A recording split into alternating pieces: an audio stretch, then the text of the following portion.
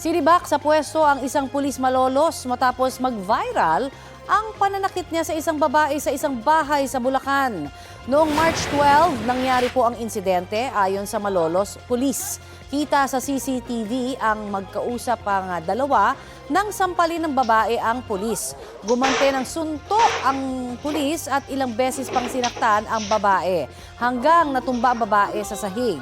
Kasunod niyan ay sinara ng pulis ang pinto, umupo at nag-cellphone. Kalaunay nakabangon ang babae at muli siyang nagpambuno. Binawi na ng malolos pulis ang mga armas at ID ng nasabing pulis.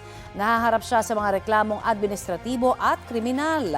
Ayon sa Philippine National Police, pananagutin ang sinumang pulis sa mga ganitong klase ng insidente.